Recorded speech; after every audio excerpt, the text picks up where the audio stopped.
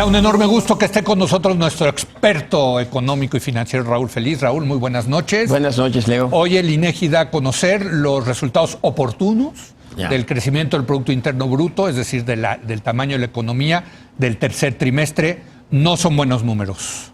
Bueno, tampoco sorprendentes, ¿no? Nada sorprendentes. Exacto. Tal vez te diré que siento cierto alivio de que no fueron peores. Ok.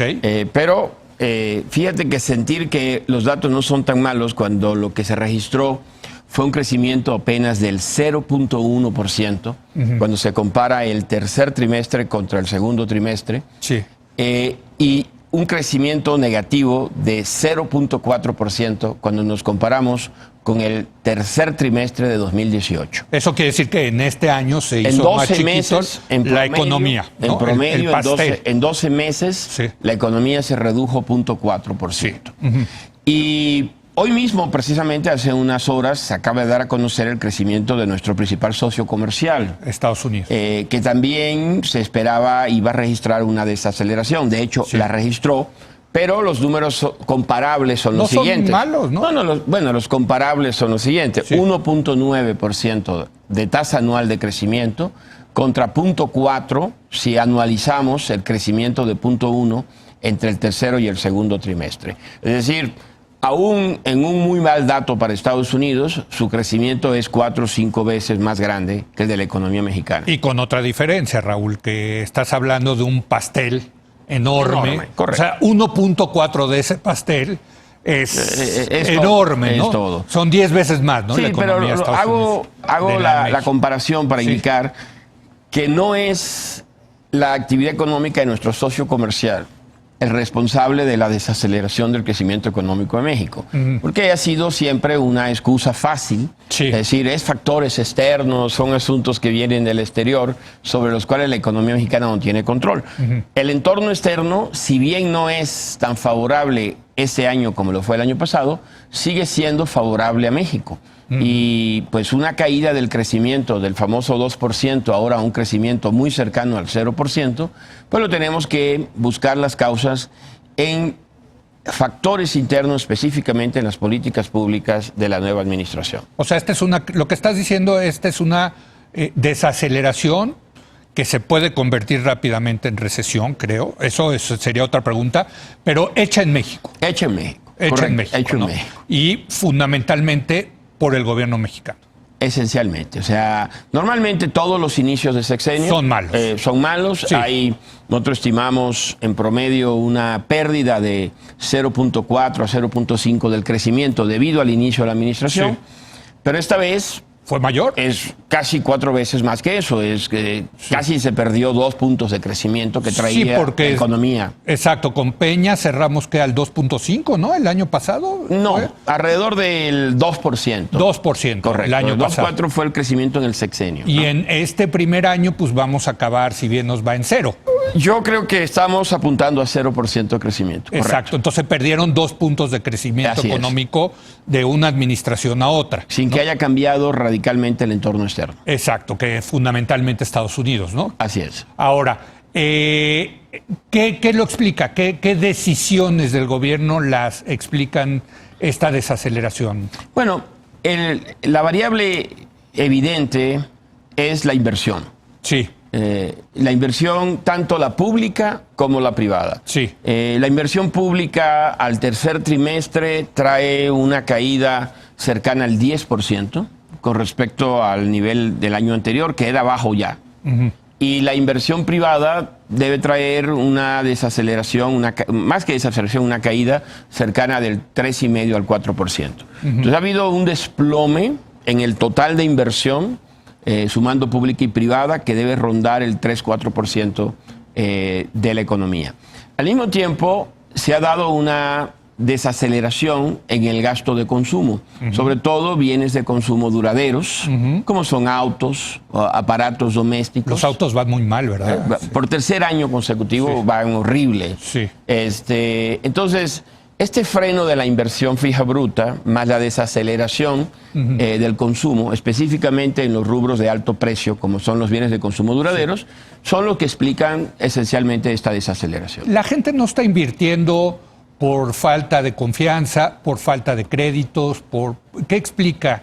No la parte pública, porque pues eso es decisión del gobierno, la parte privada, ¿por qué no hay inversión? Mira, debo decirte que en ese aspecto, aunque aquí es una coincidencia más que una relación de causalidad, hoy el dato del crecimiento norteamericano, que fue relativamente bueno, se vio frenado por una caída de 3% en la inversión en Estados Unidos. Y lo que hemos visto es en todo el mundo, no solamente en Estados Unidos, sino en Europa, en Alemania, en China mismo, unas caídas en los crecimientos de la inversión cuando no un retroceso. Y eso sí, se lo podemos atribuir a la guerra comercial china-norteamericana. Uno de los efectos de esta guerra es generar una tremenda incertidumbre y vía ese canal se ha frenado el crecimiento de la economía mundial. Ahora, en el caso de México, esto podrá haber jugado un papel menor. Yo creo que el principal rol que explica la caída de la inversión es, desde mi particular punto de vista, lo errático de la toma de decisiones de esta administración en puntos claves como el aeropuerto, los grandes proyectos nacionales. El sector energético que nos decía Pablo. Por ejemplo, los grandes proyectos nacionales, las prioridades para el sector energético. Y bueno, una gran incertidumbre de cómo será posible mantener finanzas públicas sanas, que hasta ahora lo han logrado. Lo han logrado, sí. Pero a un costo de contraer el gasto total del gobierno. Al mismo tiempo cumplir con los programas sociales del gobierno y hacerse cargo de las necesidades de inversión tremendas que hay en el sector energético. Todo eso suena inconsistente. Y ¿empiezas a tener dudas sobre la salud de las finanzas públicas mexicanas? Bueno, las finanzas públicas mexicanas se sostienen en una posición relativamente buena sobre la base de no invertir. Y la base de no invertir es no crecimiento económico hacia adelante. Cuando este país lo que necesita precisamente es, en mi particular punto de vista, maximizar la inversión, crear riqueza. Yo creo que está muy bien que se distribuya justamente la riqueza, pero hay que enfocarse en crear riqueza. Pero creo que el presidente ha perdido completamente de vista ese objetivo principal, que es, para él parece que el crecimiento no es un objetivo importante. En sus declaraciones le baja la importancia. Bueno, porque no se le ha dado tampoco. De acuerdo, pero incluso si quiere que su gobierno sea exitoso, si no hay más riqueza creada para repartir, pues no será posible que mejoren las condiciones materiales de la población. Hay todo un debate, Raúl, en torno a que México debería endeudarse en los mercados internos y externos para inversión pública. ¿Cuál es tu postura? Bueno, no es una mala idea necesariamente si la inversión, si esa deuda va a venir a financiar directamente inversiones. Sí, o sea, que está etiquetado a construir, iba a decir aeropuertos, pero no creo que no es el mejor ejemplo, pero puertos, carreteras, en fin, ese habría tipo que pensar, en el mundo hoy hay una buena oportunidad, las tasas de interés son bajas. Vienen bajas, sí. Aunque son bajas para acreedores de Estados Unidos, de Europa. Rápidamente, si nosotros pedimos un volumen muy grande, tenemos que pagar una compensación por riesgo. Que hace que la tasa se pueda disparar. Hay que medir esa sensibilidad. Pero creo que sí, creo que hay una oportunidad. Si el dinero que se usa es para proyectos que tienen retornos claramente positivos en la parte social y económica, yo no estaría en contra. Pero ahí es donde está el gran problema. Sí, porque si dices es para la refinería de Dos Bocas, pues no. Ahí sí no dan los números, ¿no? Claro, no. O para proyectos que no son claramente justificables. Y ahí es donde hay la gran duda. Pienso que en un primer momento, si el gobierno anunciara un plan de endeudamiento, la reacción del mercado será negativa, porque hay un tema de credibilidad de que esos recursos se vayan a usar de forma productiva. Hay toda la idea de que viene pronto, junto con el sector privado, un paquete de 1,600 inversiones renovando esta figura de las famosas APPs, las asociaciones públicas privadas. ¿Eso podría ser un buen mensaje, Raúl? Bueno, es un buen mensaje. O sea, lo que pasa es que los mensajes que vienen de la administración son encontrados. Sí. De un lado vemos que la oficina de la presidencia de Alfonso Romo pues se encarga de hacer siempre cosas para atraer inversionistas Correcto. al entorno del presidente, Correcto. donde se le aparentemente coinciden los objetivos, pero posteriormente la ejecución de las políticas públicas no apoya esas decisiones que se toman ahí. Sí. Todos esos proyectos pues son atractivos, interesantes, pero no son inversiones que realmente se vayan a hacer. Depende de que los empresarios decidan tomar esa decisión. Saquen la chequera y hasta ahora no lo han hecho eso. Tengo tiempo para una última pregunta. Probabilidades de caer en una recesión en México. Este trimestre ya hay crecimiento negativo.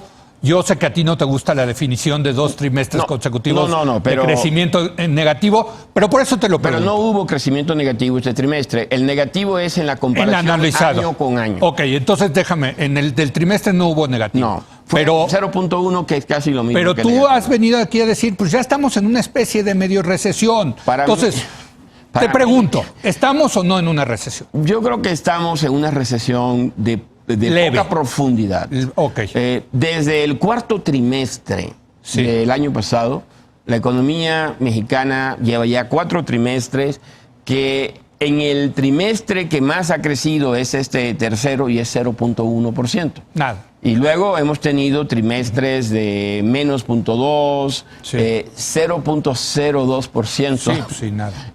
0.1%. Sacamos un promedio a los últimos 4 trimestres en lo secuencial, debemos andar ligeramente abajo de 0. Ligeramente abajo. De 0. Lo que técnicamente sería es desaceleración al punto de estancamiento. Correcto. Pero quizá todavía no. Una atonía, pero. Una atonía, claro, una debilidad, ¿no? Sí, total. Estructural. Pero todavía no recesión. No es una recesión en el sentido, por ejemplo, no hemos visto un aumento pronunciado en el desempleo. Okay. Aunque sí ha habido un cambio en la calidad del empleo. Sí. Es decir, muchos de los empleos que ya no se crean en el sector formal se han estado creando en el sector informal. Sí. No hemos visto un desplome del consumo. El consumo se ha mantenido más o menos resiliente. Donde ha habido una caída drástica es en el nivel de inversión. Entonces, bueno, y ni se diga, ya nos tenemos que ir. La construcción es una cosa. Pues es parte del nivel de inversión. Es lo parte de la construcción no, ese es el sector. Pero es un sector cíclico, naturalmente. Pero ahí sí podrías hablar de recesión. Bueno, en ese sector no hay la menor duda. Así es. Gracias, Raúl. Gracias a usted. Muy buenas noches.